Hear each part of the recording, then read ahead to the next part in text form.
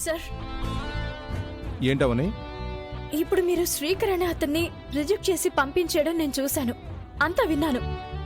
అతనికి మనం ఒక ఛాన్స్ ఇస్తే తన నిజాయితీ ఏంటని ప్రూవ్ చేసుకుంటాడు కదా. ఆ కంపెనీలో ఏం జరిగిందో మనకి తెలీదు. సో మనం ఒక నిర్ణయానికి రాకూడదు. అతని క్యాలిబర్ ఏంటో మనం చూద్దాం. ఓకే అవని, బాయ్. సార్, బయట శ్రీకర్ అని ఉంటాడు, ఇంతకు ముందు ఇంటర్వ్యూకి వచ్చాడు కదా. అవును సార్. తను వెంటనే పిలువు. Okay sir. వెళ్ళు. ఎలాగైనా బావకి జాబ్ వచ్చేలా చేయాలి. సార్ సార్ సార్ సార్, మిమ్మల్ని సార్ రమ్మంటున్నారు.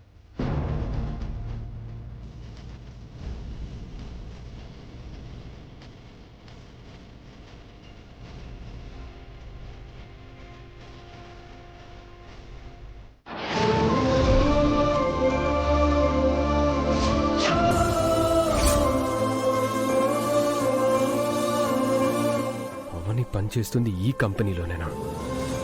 ఈ విషయం ముందే తెలుసుంటే ఇక్కడ అడుగు పెట్టేవాడే కాదు. ఎందుకు పిలిచారు సార్? మీ గురించి తప్పుగా అనుకున్నాం. మా దగ్గర ఈ మధ్యనే జాయిన్ అయిన అవని గారు మీ గురించి ఆలోచించమని చెప్పారు. She very talented. అవని చెప్పినందుకు మీకు ఒక ఆపర్చునిటీ ఇవ్వాలని మా టీం అనుకుంది. సో మేము మీకు జాబ్ ఇవ్వడానికి డిసైడ్ అయ్యాం. శ్రీకర్ గారు, మీ ప్రీవియస్ కంపెనీలో జరిగిన దాని గురించి వదిలేయండి.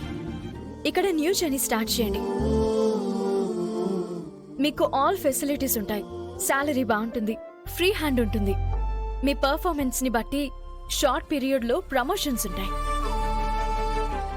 శ్రీకర్ గారు, మీకు ఓకే అంటే అపాయింట్మెంట్ లెటర్ రెడీ అవుతుంది. As you wish. నాకు ఈ జాబ్ అవసరం లేదు.